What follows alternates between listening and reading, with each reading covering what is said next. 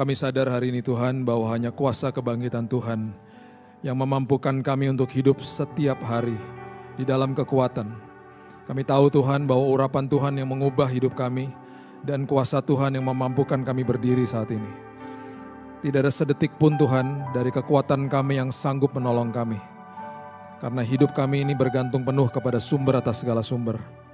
Tuhan atas segala Tuhan, Raja atas segala Raja. Itu sebabnya Tuhan pada hari ini Tuhan kami mengucap syukur. Kalau setiap hari Tuhan kami masih bisa ada kesempatan untuk ngalamin Tuhan. Dan kami percaya di masa depan kami juga Tuhan. Kami akan berjalan bersama Raja atas segala Raja. Dan kami akan sampai ke tujuan kami dengan aman dan nyaman. Karena kami dipimpin sama Tuhan.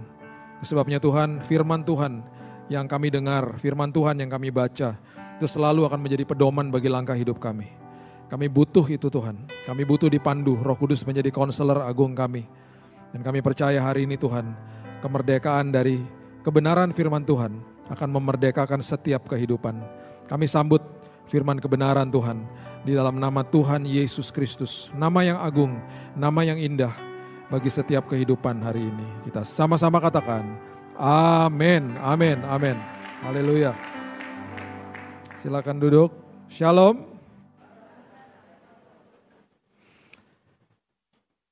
Hari ini kita sedang membahas tentang pertumbuhan di dalam Tuhan karena di dalam hari kenaikan ini di saat waktu Yesus naik, murid-muridnya tidak lagi melihat dia secara fisik dan itu yang menjadi benang merah bagaimana mereka akhirnya mengerti banyak yang diajarkan Yesus pada saat itu menjadi sebuah pewahyuan dalam hidup mereka.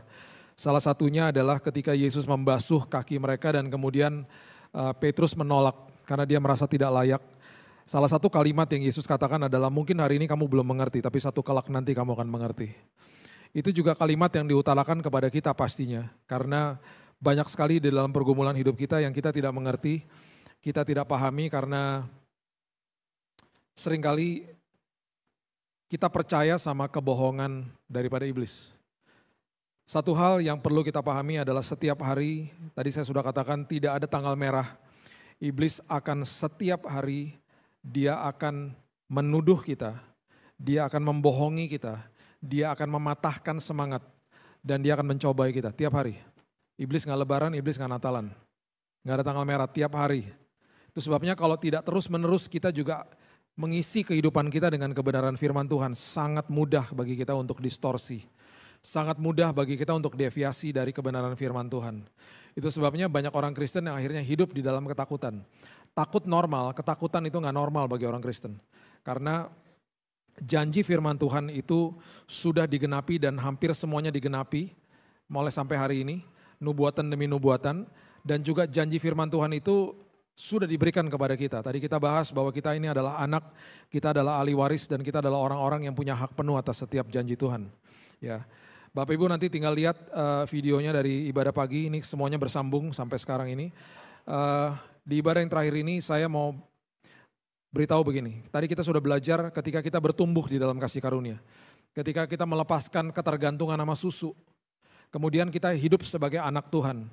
Nah sekarang di dalam kehidupan kita sebagai anak Tuhan, kita akan melihat kecenderungan-kecenderungan di dalam kehidupan kita, yang seringkali mungkin membuat kita bingung. Ini kenapa ya saya punya kecenderungan seperti begini. Tidak bisa dipungkiri bahwa walaupun memang kita bertumbuh di dalam kasih karunia Tuhan, yang harus kita lawan setiap hari adalah siasat daripada iblis. Kalau kita tidak mengerti siasatnya dia, kita akan sangat mudah kebawa dalam sebuah dilema kehidupan. Karena dia akan lakukan itu perlahan-lahan dan sangat pandai sebenarnya. Itu yang terjadi dengan manusia yang hidup di dalam Taman Eden pada awalnya. Ya, perhatikan prinsip ini baik-baik. Taman Eden itu adalah sebuah tempat yang melebihi kesempurnaan kondisi manusia. Kenapa? Karena manusia itu hidupnya ada di dalam Eden yang artinya adalah hadirat Tuhan. Di dalam sebuah hadirat Tuhan, manusia hidup di dalam sebuah kesempurnaan. Pertanyaannya adalah mengapa manusia bisa jatuh ke dalam dosa? Di dalam kondisi yang sangat sempurna. Dan ini yang perlu dibahas. Dan ini yang perlu kita ketahui kenapa manusia bisa terjadi seperti itu. Kejadian pasal yang ketiga, Ayat yang pertama mengatakan begini. Kejadian pasal yang ketiga ayat yang pertama. Adapun ular ialah yang paling cerdik. Ini dia dikatakan, yang paling cerdik. Dari segala binatang di darat yang dijadikan oleh Tuhan Allah. Ular itu berkata kepada perempuan itu, tentulah Allah berfirman semua pohon dalam taman ini jangan kamu makan buahnya, bukan? Dia mulai kasih tahu sebuah pertanyaan yang juga sebenarnya salah karena semua pohon di dalam taman itu boleh dimakan kecuali satu. Dia mulai pelintir, dia mulai masukin hoaxnya dia mulai masukkan tipu dayanya dia. Lalu sahut perempuan itu kepada ular itu, buah pohon-pohonan dalam taman ini boleh kami makan. Tetapi tentang buah pohon yang ada di tengah-tengah taman, perhatikan kalimat itu, di tengah-tengah taman, Allah berfirman jangan kamu makan ataupun raba buah itu, nanti kamu mati. Instruksi pertama yang Tuhan berikan kepada manusia untuk tidak makan buah dari pohon pengetahuan baik dan jahat itu diberikan kepada pria bukan kepada wanita. Itu sebabnya kalimat ini adalah kalimat yang berarti memvalidasi bahwa si pria sudah kasih tahu sama si wanita gak boleh makan dari buah dari pohon itu. Masalahnya prianya ada di situ. Prianya memvalidasi kebohongan iblis dan membiarkan hal itu terjadi di depan mukanya dia sendiri. Kemudian ayatnya yang ketiga mengatakan begini. Ya. Ayat keempat maksud saya. Tetapi ular itu berkata kepada perempuan itu, sekali-kali kamu tidak akan mati.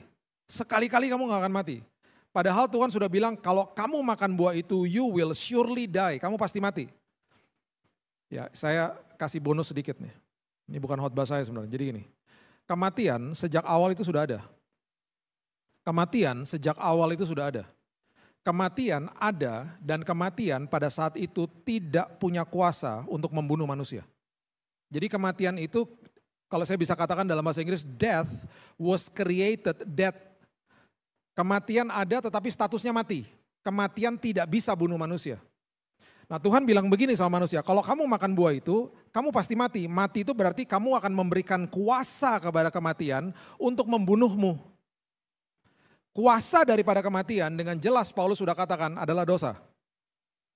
Ketika engkau memberikan kuasa kepada kematian, kuasa kematian itu adalah dosa dan kematian itu akan diaktifkan dan kematian itu akan membunuhmu.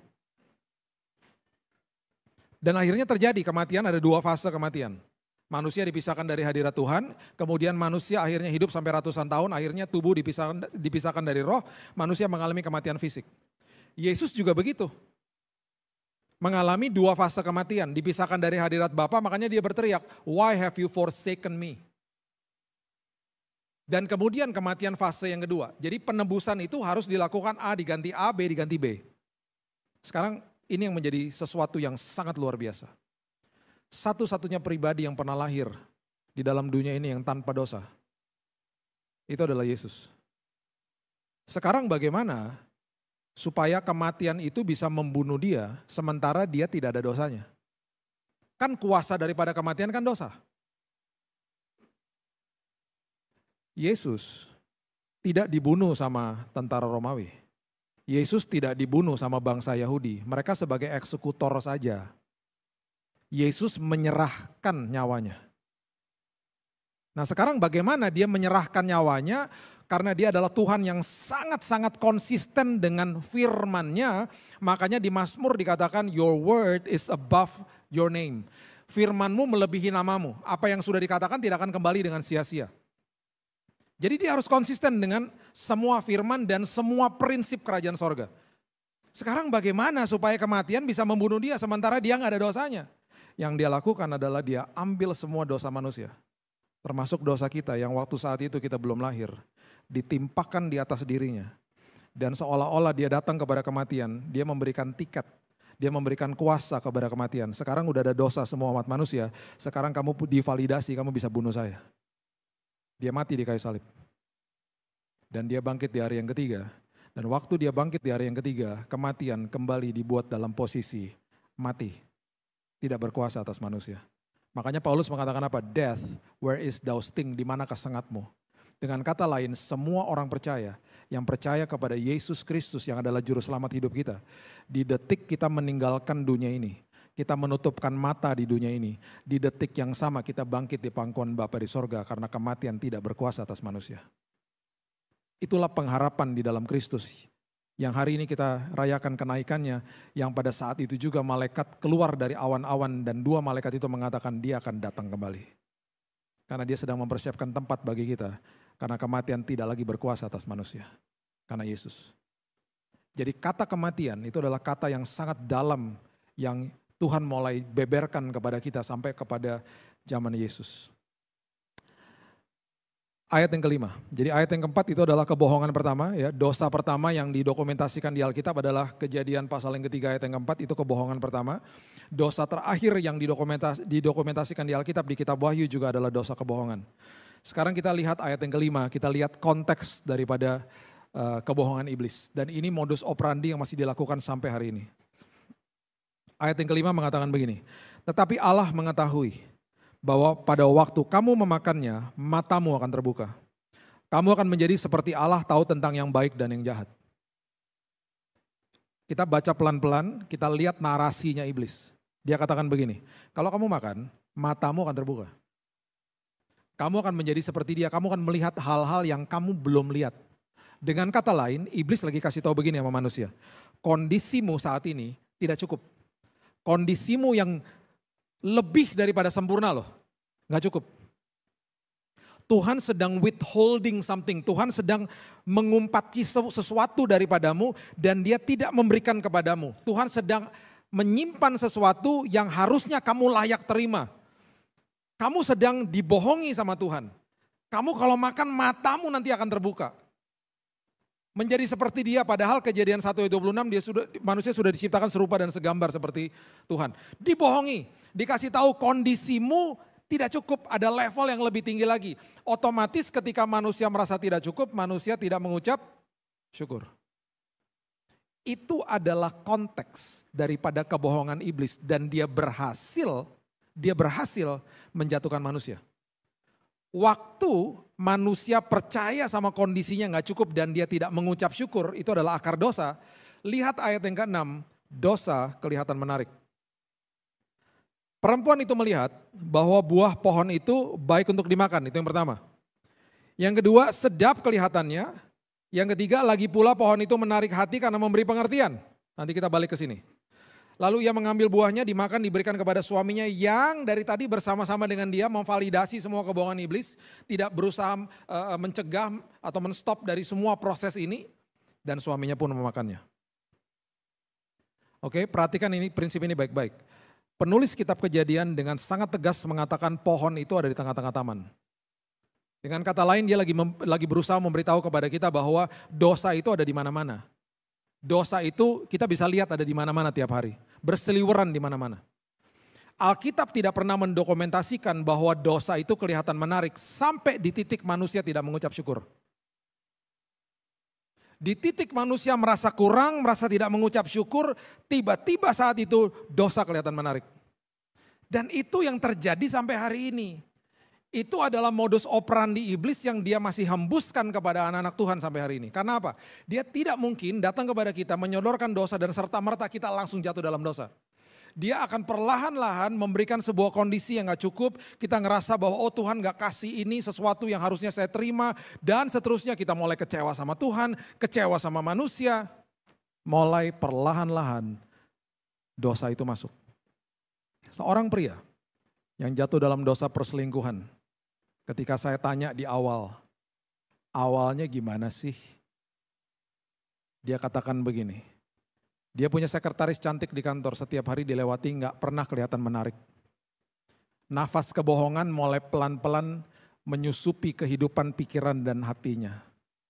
Satu hari bangun, istri yang ada di sebelahnya lagi ngorok dengan keras. Dia mulai lihat ke kiri. Kenapa istriku jadi jelek begini ya sekarang ya. Besok-besoknya dia mulai lagi lihat istrinya, dia mulai mikir lagi. Kenapa sekarang setelah 15 tahun menikah, anak udah 3, kenapa jadi gembul gini ya badannya. 15 tahun yang lalu dia bentuknya seperti sekretaris di kantor. Itu nafas-nafas kebohongan yang diberikan kepada pria ini sehingga dia tidak mengucap syukur apa yang Tuhan titipkan dalam hidupnya. Di hari dia tidak mengucap syukur, sekretaris di kantor kelihatan menarik. Di hari kita tidak mengucap syukur, dosa kelihatan menarik. Itu modus operandi yang masih dilakukan sampai sekarang. Kalau di awal manusia yang hidup kondisinya itu lebih daripada sempurna, apalagi kita yang hidupnya jauh daripada sempurna, karena kita hidup di dalam dunia yang penuh dengan kegelapan, makin mudah untuk kita jatuh. Makanya kenapa di Mazmur 100 dikatakan masuk ke dalam hadiratnya, buka pintu gerbangnya dengan ucapan syukur, itu passwordnya. Jadi makin manusia mengucap syukur, makin sulit kita jatuh dalam dosa. Bayangkan dalam semua kehidupan kita bilang begini, walaupun dalam kesulitan, Tuhan terima kasih. Walaupun aku gak bisa lihat, tapi aku tahu Tuhan sedang kerja. Aku tahu Tuhan nanti setelah selesai semuanya, aku bisa deklarasi Roma 8 ayat 28. Aku tahu sekarang, kita tahu sekarang bahwa Allah turut bekerja dalam segala sesuatu. Sekarang tuh kapan? Pas udah lewat semuanya, udah selesai. Aku tahu sekarang Tuhan. Pas lagi lewat kan gak bisa lihat. Yang kita lihat kan masalah.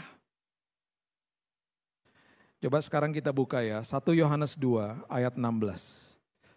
1 Yohanes 2 ayat 16. Alkitab kita ditulis dalam jangka waktu 1400 sampai 1500 tahun. Oleh orang yang berbeda-beda, dalam bahasa yang berbeda-beda, dalam kultur yang berbeda-beda. Tetapi semuanya nyambung karena sumbernya satu, yaitu Tuhan. 1 Yohanes 2 ayat 16. Perhatikan kalimat-kalimat ini. Sebab semua yang ada dalam dunia, yaitu apa? Pertama, keinginan daging. Yang kedua adalah keinginan. Yang ketiga adalah keangkuhan. Bukanlah berasal dari Bapa, melainkan dari dunia. Ya, kita hafalin. Yang pertama adalah keinginan daging. Kedua keinginan mata. Ketiga adalah keangkuhan hidup. Sekarang balik lagi ke Kejadian 3 ayat 6. Coba lihat ayat itu. Coba lihat pelan-pelan ayat 6. Perempuan itu melihat bahwa buah itu baik untuk dimakan. Keinginan daging. Kemudian sedap kelihatannya, keinginan mata.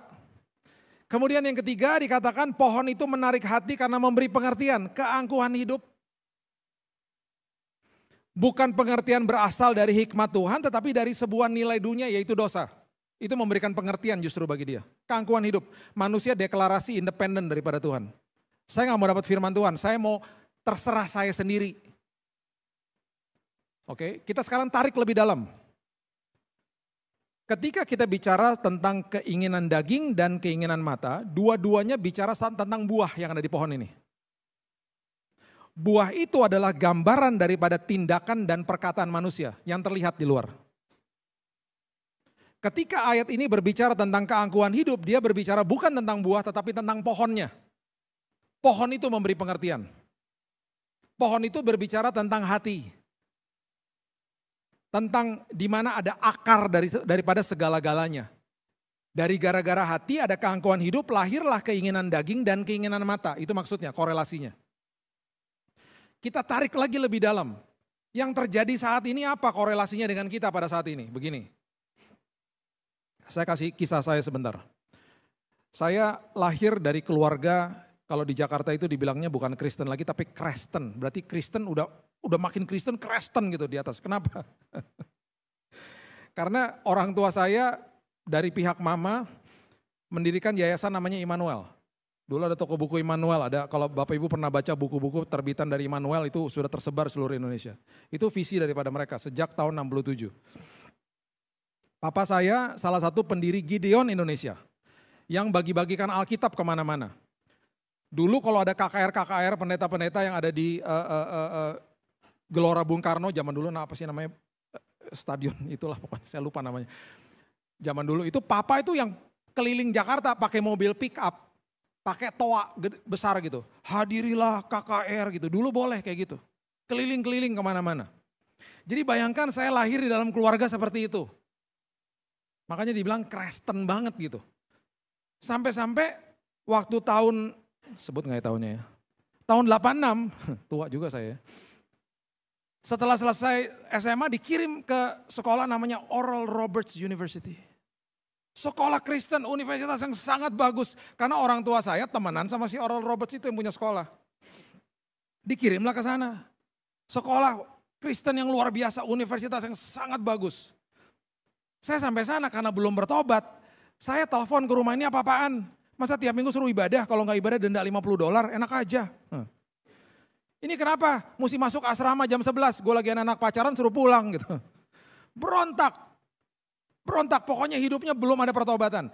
Selagi belum ada pertobatan nih ya, saya nih belum ada pertobatan. Saya melihat di depan kepala mata saya sendiri nih, negara Amerika yang takut sama Tuhan. Saya gak pernah lupa di tahun-tahun itu ada channel namanya C-SPAN. Mereka menyiarkan secara langsung pendeta-pendeta yang diundang ke breakfast meeting presiden-presiden yang ada di White House. Dan mereka menumpangkan tangan di atas presiden itu, dan bahkan salah satu waktu, kalau saya nggak salah ingat itu presiden waktu saat itu ditumpangin tangan sama Billy Graham, almarhum. Itu tangannya Billy Graham dipegang sama dia, ditaruh di atas kepalanya dia. Terus kemudian dia katakan, doakan saya, karena saya mau memimpin negara ini supaya saya punya roh takut akan Tuhan. Sampai-sampai di uangnya ditulis In God We Trust, sampai-sampai di deklarasi independen tahun 1776 itu ada firman Tuhan di dalamnya. Tiba-tiba negara itu mulai deviasi, mulai dipimpin sama kelompok liberal, dan mulai orang-orang yang mau independen daripada firman Tuhan melihat celah. Yang pertama masuk adalah kelompok yang pro-aborsi. Mereka masuk ke dalam pemerintahan, mereka bilang apa? Mereka bilang gini, tolong disahkan aborsi. Yang diserang adalah undang-undangnya, keangkuhan hidup, pohonnya diserang. Supaya apa? Supaya keinginan daging dan keinginan mata, seks bebas ketika kami lakukan dan tiba-tiba terjadi kehamilan, kami diperbolehkan untuk aborsi. Mereka kemas dengan kalimat yang sangat kelihatannya baik-baik saja, pro-choice, boleh memilih. Makanya ya, pemberian Tuhan yang paling berisiko yang Tuhan berikan kepada manusia adalah kebebasan untuk memilih. Itu paling berisiko. Makanya ketika kita memilih untuk melakukan kebenaran bukan kejahatan, itu kasih yang sebenarnya. Karena kasih adalah keputusan bukan perasaan. Tuhan tidak pernah menciptakan robot. Tuhan menciptakan manusia yang diberikan pilihan. Dan saat itu yang terjadi adalah aborsi dilegalkan. Kelompok Kristen masuk dan mereka menyebut diri mereka pro-life. Mereka pro-life, mereka katakan jangan diaborsi, harus tetap hidup pro-life. Tidak didengar. Setelah itu masuk, ini sejarahnya. Setelah itu masuk, akhirnya apa? Kelompok LGBT mengatakan kami juga punya celah. Kami juga punya kesempatan. Mereka datangin pemerintah, mereka katakan tolong dilegalkan undang-undang supaya keinginan daging dan keinginan mata kami, kalau kami mau menikah sesama jenis, diperbolehkan. Negara yang didirikan di atas firman Tuhan menyerah Bapak Ibu. Dan hari ini semua provinsi di Amerika, saya tinggal di sana 13 tahun. Saya melihat negara ini di dalam proses transisi yang dari takut sama Tuhan sampai kehancuran. Mereka sekarang memperbolehkan semua provinsi untuk melakukan perkawinan sesama jenis, bahkan boleh adopsi anak. Jadi Bapak Ibu bisa bayangkan anak-anak besar di dalam keluarga yang dua-duanya wanita, orang tuanya, atau dua-duanya pria. Makanya 25% dari populasi penjara yang ada di dunia itu ada di Amerika. Fatherless country. Fatherless. Gak ada sosok bapak, gak ada yang kasih identitas dalam hidupnya mereka. Satu hari saya lagi jalan sama istri saya ini, saya lihat betul-betul lihat sendiri di depan mata kepala saya sendiri. Kami ada di luar kota Las Vegas, kami lagi jalan, tiba-tiba ada gereja yang semuanya kaca. Kaca semuanya. Wah, bagusnya luar biasa. Apalagi lagi ada pernikahan. Jadi saya mendekat dong. Saya mendekat, karena lagi ada pernikahan, semua hiasannya bagus, sangat bagus. Saya mendekat, tiba-tiba saya terkaget-kaget karena yang menikah di dalam gereja itu dua-duanya pakai gaun. Dua-duanya wanita. Saya pergi ke belakang gereja, saya mau ngobrol sama diakonnya, saya juga gak mau menghakimi, saya pikir begini, ini jangan-jangan cuma latihan drama. Drama LGBT misalnya lagi latihan gitu ya, mereka lagi buat drama di gereja. Saya tanya dong sama diakonnya, itu drama atau beneran? Beneran. Terus ngomong beneran itu gitu, beneran hebat ya gitu. Hebat ya. Terus saya tanya gini, hebat dari mana? Dia bilang gini, Iya dong, ini kan is a breakthrough, ini kan terobosan. Iya, hebat kan gereja kita bisa melakukan terobosan. Terobosan, hampir saya jitak kepalanya. Saking kesalnya. Jadi bagi dia, ini gereja namanya cukup terkenal loh, salah satu sinode cukup terkenal. Sampai saya fotoin, saya gak pernah mau viralkan lah. Saya terkaget-kaget sendiri, itu beberapa tahun yang lalu, udah lama itu.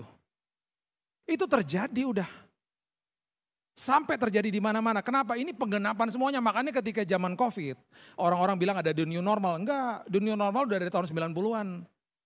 Makanya ada gerakan namanya relativisme. Hati-hati Bapak Ibu yang punya anak-anak, ya. Sekarang gerakan di kelompok mereka, generasi millennials dan generation Z adalah begini. Kalau semua orang katakan baik dan benar, jadi benar, gitu loh. Jadi baik dan benar.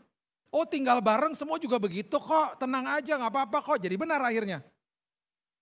Itu mereka tumbuh besar di dalam sebuah nilai dunia yang seperti itu.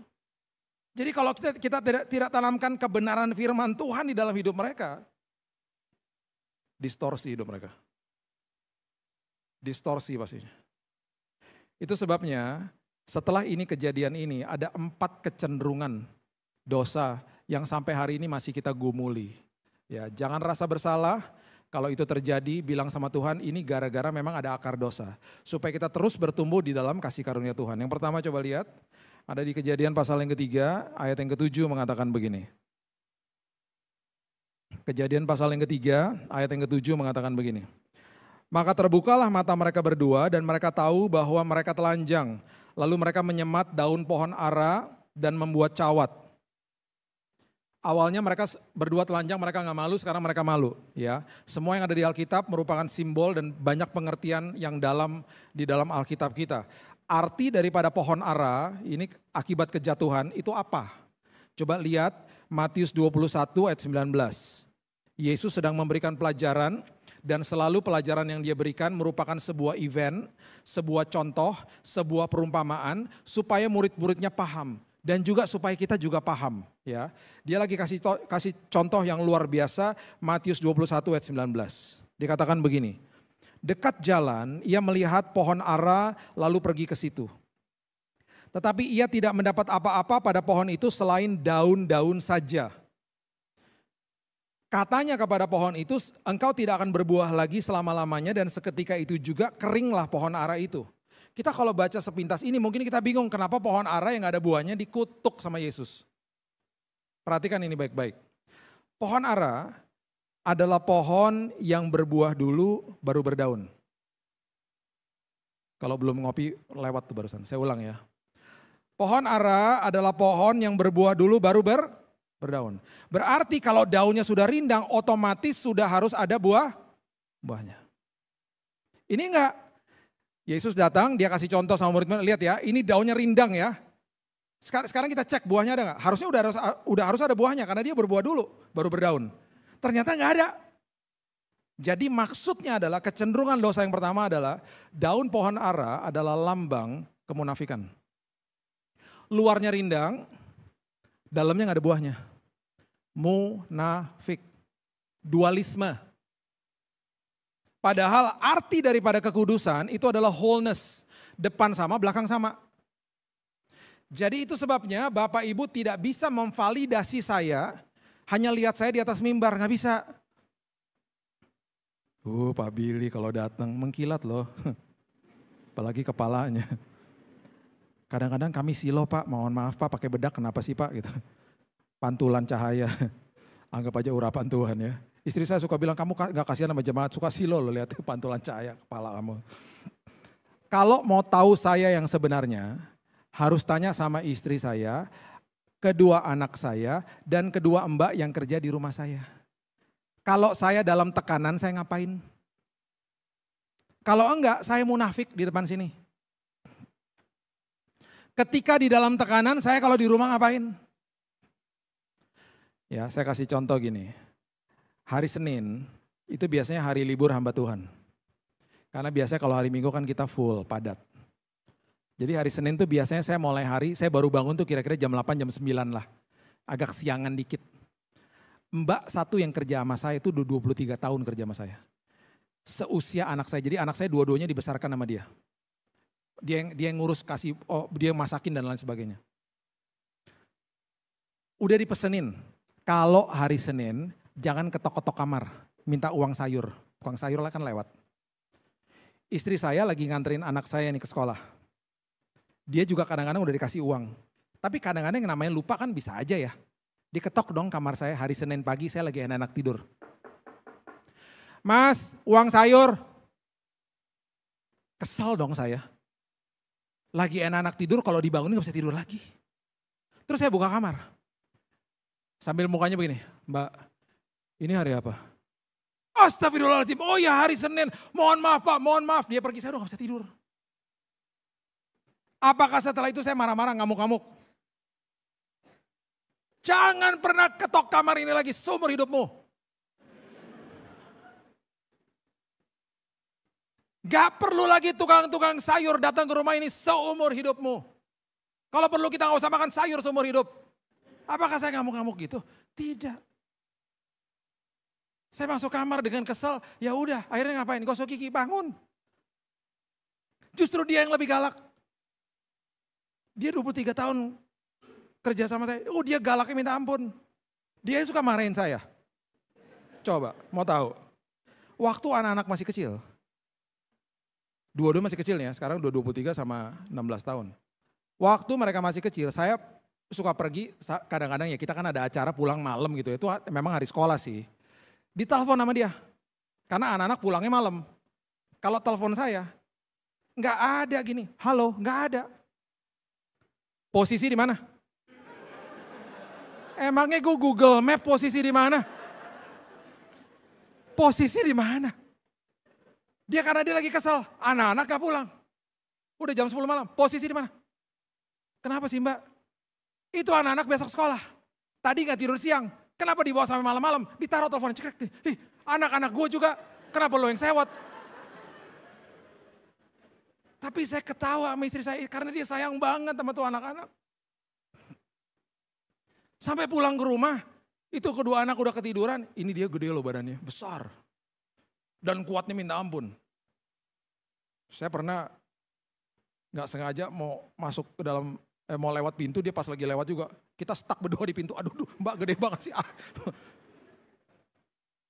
Jadi waktu pulang malam-malam, itu anak digendong, satu di tangan kanan, satu tangan kiri. Udah pada tidur kan, di sekuat itu loh dia. Sambil jalan masuk ke dalam rumah tuh sambil ngedumel, anak-anak dibawa-bawa aja gitu.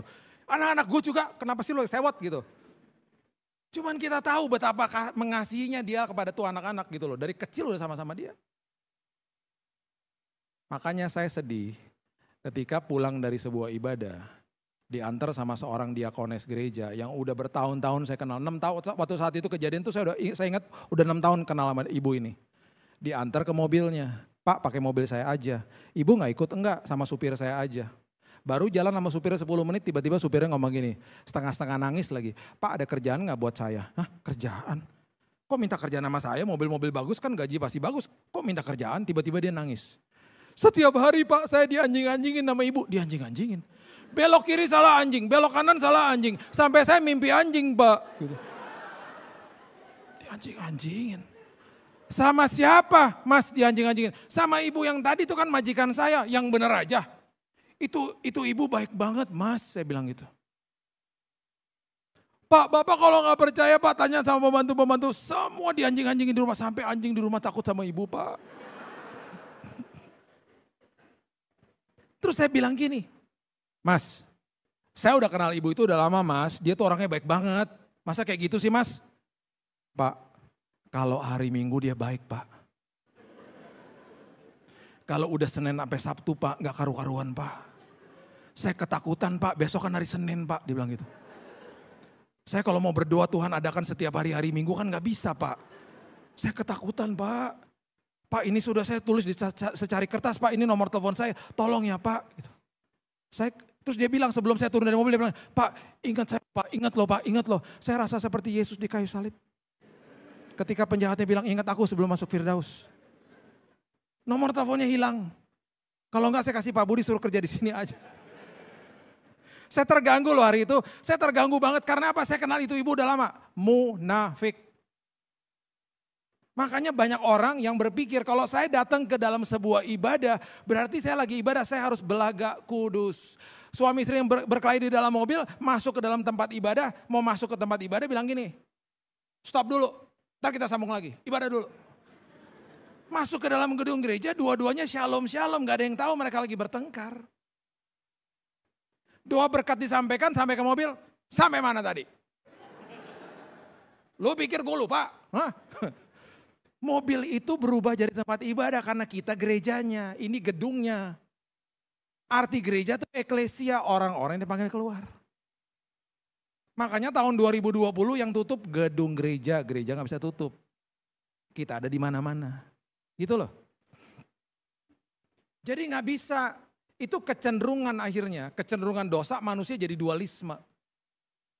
Depan belakang sama. HP kalau dipegang istri, HP dipegang suami, ini adalah lembaran terbuka kita.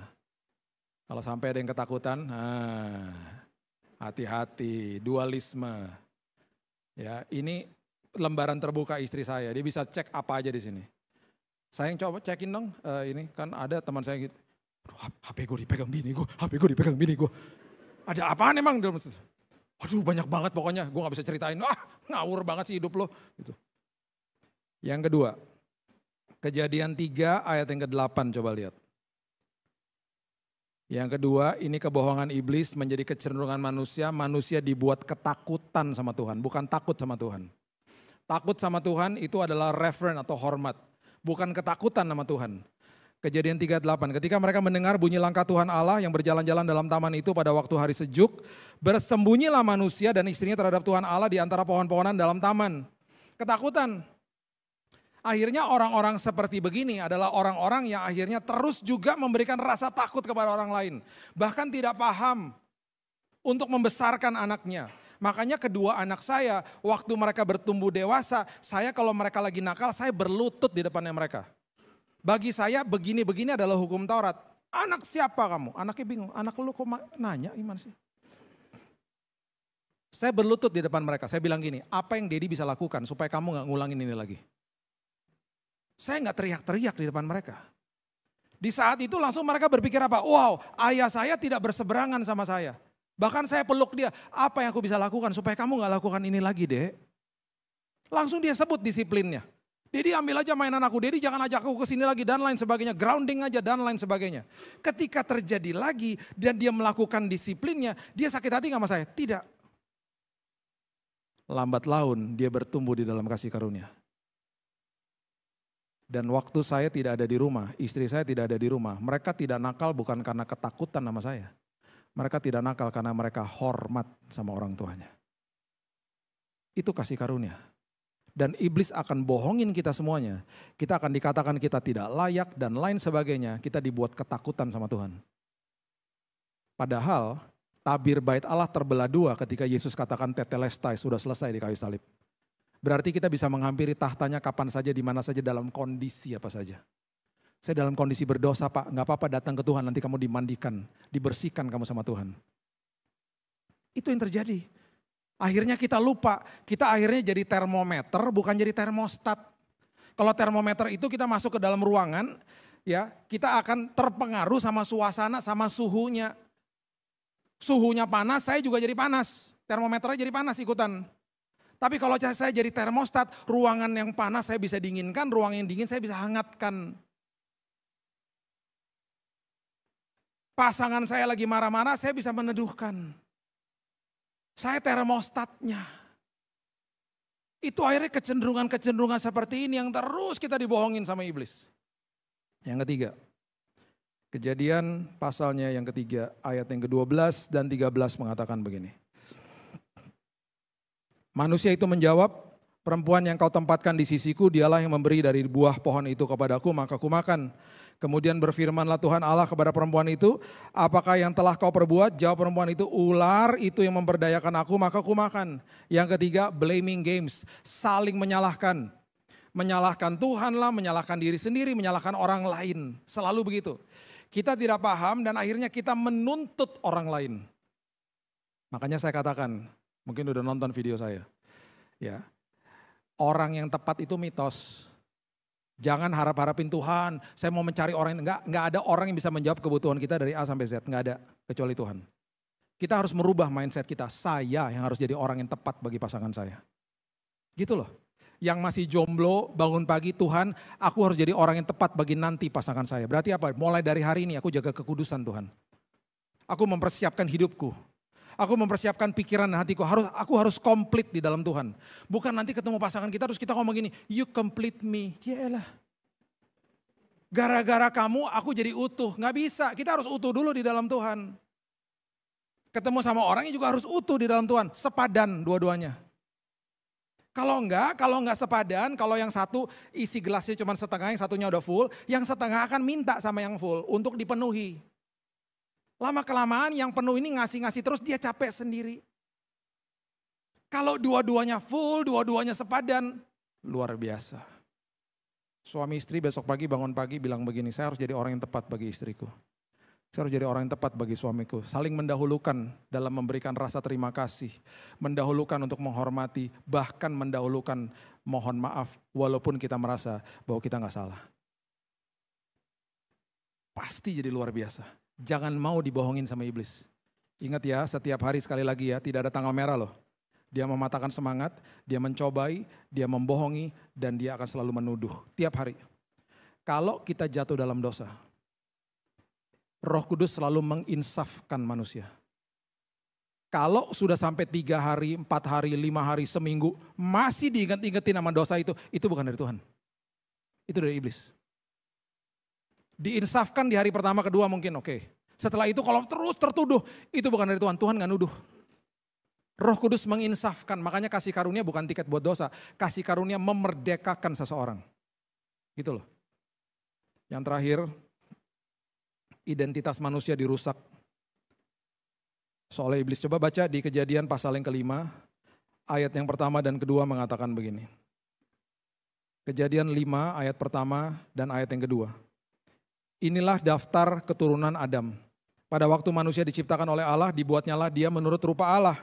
Laki-laki dan perempuan diciptakannya mereka. Ia memberkati mereka dan memberikan nama manusia. Dia memberikan nama manusia. Nama manusia itu adalah humankind, mankind. Ya. Kepada mereka. Nama manusia kepada mereka pada waktu mereka diciptakan. Kepada siapa? Kepada laki-laki dan kepada perempuan. Arti kata mankind atau kata manusia itu adalah Adam. Jadi pada awalnya manusia itu diberikan nama Adam laki-laki, Adam perempuan. Itu pada awalnya begitu. Terus siapa yang kasih nama Hawa? Kita baca dulu ya. Kemudian waktu pria diciptakan, Alkitab menggunakan kata yatsar. Ketika pria diciptakan itu betul-betul diciptakan dari bahan baku debu tanah. Waktu wanita diciptakan, wanita itu diberikan kata dibangun. Kalau pria dibentuk, wanita dibangun di atas pria. Makanya namanya woman. Yang satu man, yang satu woman, man with a womb. A man with a womb, dengan ada sosok pria yang keluar dari sosok pria ini yang mempunyai rahim. Namanya woman. Gitu loh. Makanya waktu dia keluar dari pria, dibangun di atas pria, kata aslinya banah, dibangun. Ini yang pria katakan tentang istrinya. Kejadian pasal yang kedua, ayat yang ke-23, coba lihat. Lalu berkatalah manusia itu, inilah dia, tulang dari tulangku, daging dari dagingku, ia dinamai perempuan sebab ia diambil dari laki-laki, ia dinamai woman, he was taken from man. Sepadan. Makanya Kejadian 2 ayat 18 juga ketika Tuhan memberikan sang penolong yang sepadan. Waktu manusia jatuh ke dalam dosa, manusia mulai melabel-label orang, memberikan stigma atas kehidupan orang. Ini ayat terakhir kita coba lihat di Kejadian pasal yang ketiga, ayat yang ke-20. Kejadian pasal yang ketiga, ayat yang ke-20. Setelah kejatuhan ya, manusia itu, pria itu, memberi nama Hawa kepada istrinya. Artinya syafah. Syafah itu artinya adalah tugasmu hanya mengandung aja udah. Di downgrade sama pria. Sebab dialah yang menjadi ibu semua yang hidup. Di downgrade, makanya terjadilah emansipasi wanita itu gara-gara ayat ini. Di label-label manusia, dikasih stigma. Makanya sering kali juga kita begitu kan. Kita menghakimi orang atau kita dihakimi sama orang lain. Kesalahan kita kadang-kadang gak pernah pudar dari hidup kita. Udah kasih stigma sama manusia. Salahanmu yang kamu buat cuman sekali akan melekat dalam hidupmu selama-lamanya. Saya pernah berdiri di pinggir jalan di jam 11 malam setelah selesai kelompok sel awal tahun 2000 belum ada aplikasi Gojek. Berdiri di pinggir jalan dengan teman saya nungguin taksi, gak ada satupun yang mau stop. Karena Jakarta kalau malam taksi kan suka takut-takut juga kalau ambil penumpang. Kenapa? Karena waktu dia lewatin dia mulai begini supirnya. Padahal kosong, dia ngeliatin saya sama teman saya dia jalan. Ngeliatin lagi jalan. Lama-lama teman saya orang Ambon, saya bilang gini, lu serem sih. Teman saya bilang, lu juga serem sih gitu. Dia gak tahu kita lagi ngomongin firman Tuhan. Dan dia gak tahu kalau kita kasih tip besar loh. Kita akhirnya balik ke rumah yang tempat kelompok sel. Anterin pulang dong. Ya ampun, gak ada mobil ya, gak ada taksi ya. Ada sih. Terus kenapa? Ya pada lewat gak berani stop. Saya dipikir penyamun, bayangin coba. Pernah juga di atas Candi Borobudur disangkain The Rock, ayo.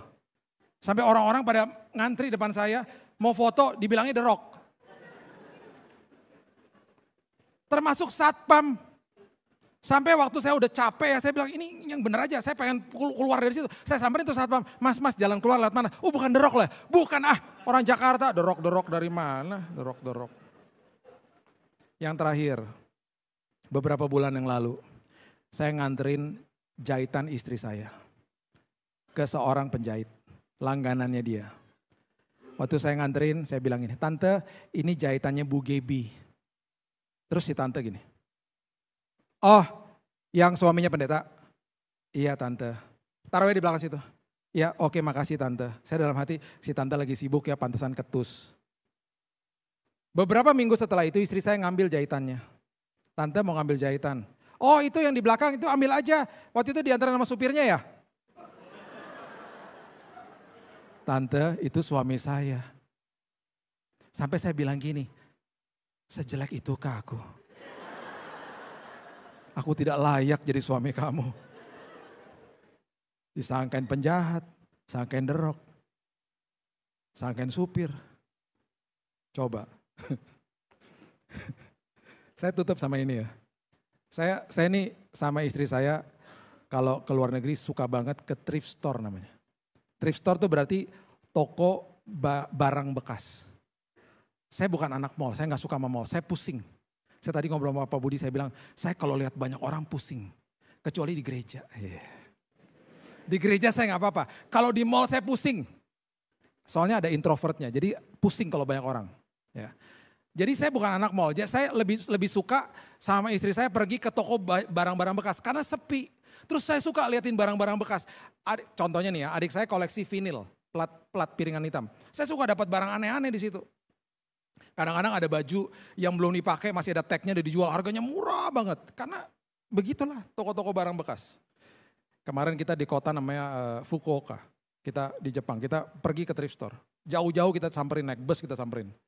Sampai di atas, di tempat bagian baju saya bilang gini, wow ada jaket, bagus banget jaketnya.